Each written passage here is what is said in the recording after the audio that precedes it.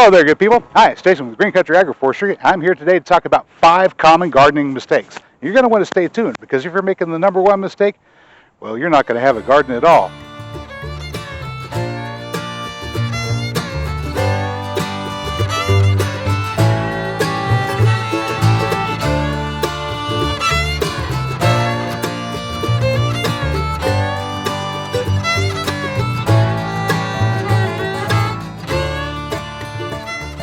Counting down in descending order, number 5.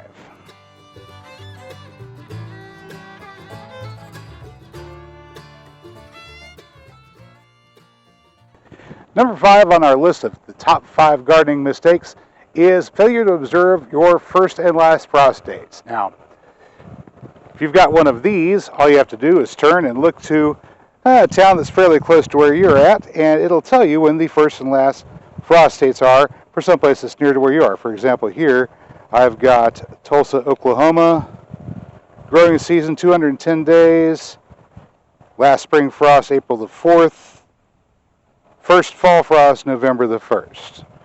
All right, now if you're not keeping track of first and last frost dates, you can make some horrendous errors, like bringing your plants out before it's time. And actually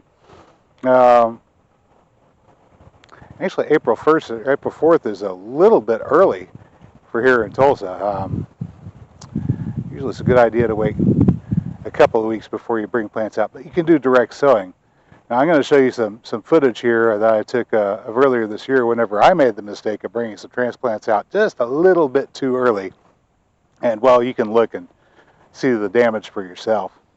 It's not pretty. In addition to being aware of your first and last frost dates, you should also be aware of other factors like your rainfall and those parts of the year where you're likely to get warm weather or cool weather. For example, here in 7A, northeastern Oklahoma, spring comes on very, very fast right out of winter. We go from freezing to just boiling hot in a matter of weeks. So some crops that require a long cool season, like potatoes, aren't going to do well in the spring. I have to wait until fall to plant those, that brings me around to item number 4, the 4th most common gardening mistake. I'm sitting out here in the backyard garden, and the season is over. You can tell from the dead grass here on the ground. We did have some that managed to get up through the mulch, and well, it's there. But as you can see from looking around me, I don't have anything planted back here, and the reason for that is because I made the 4th most common gardening mistake, which is failure to plan. Now, if I planned ahead, I could have gone ahead and had potatoes in the ground growing out here right now. I could have also had things like cabbages or Brussels sprouts or other cold weather tolerant cruciferous vegetables growing, because it is a beautiful day. Even though we're almost at Christmas time here in zone 7A, we have a really, really long cool growing season going from fall into winter, and our winter weather only really hits around through January into March. As a matter of fact, our heaviest snowfalls are in February and March. I think some people are going to be really surprised whenever they see what happens to them this February, because they were thinking that we didn't get that much cold weather. Oh yeah, we do.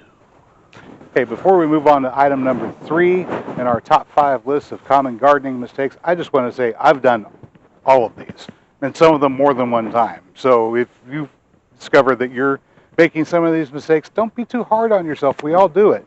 Just, be aware of them and try better next year. Item number 3 in our top 5 list of gardening mistakes is pest control. Now, we all know about dealing with caterpillars and aphids and those little stink bugs and things like that. But there are other kind of pests too. For example, right here where I'm standing, right here. For example, right here where I'm crouching, I have a burrow that goes underneath this shed. And it's covered up in leaves. You can barely make it out.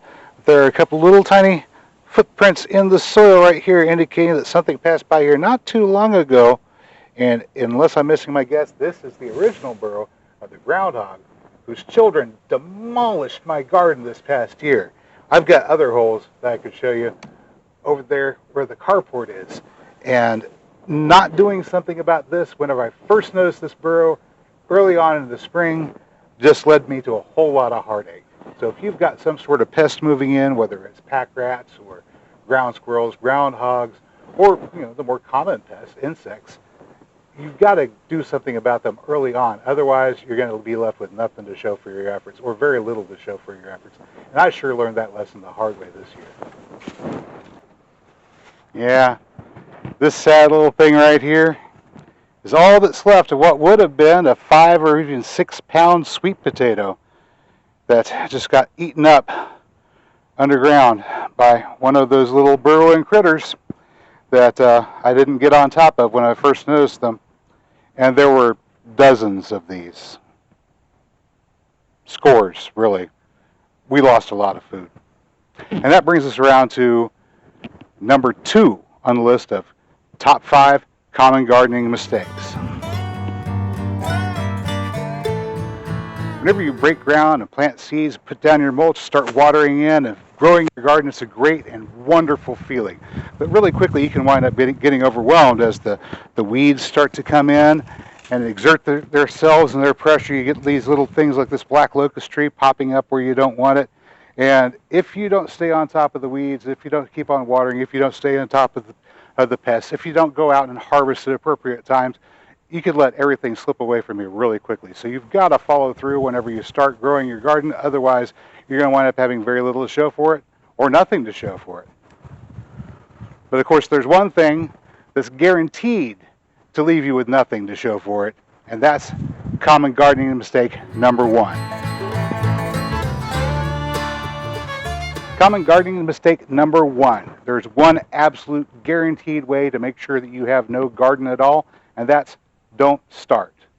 Failure to start means you will have no fresh, yummy, juicy tomatoes. It means you will have none of those sweet, savory onions, none of those stick to your herbs good potatoes, no sweet peas to please your palate. None of that stuff, because you didn't even start. So as we're turning around and heading into yet another year of gardening, wherever you happen to be, I hope you're taking time to consider planning, being aware of those frost dates, making a commitment to follow through, stay on top of your pest issues whenever they arise, and of course, start a garden this year. You won't have anything if you don't start a garden. So that's all I've got for you today, good people. And as always, if you found the video informative or entertaining, you know what to do. And I'll catch you next time.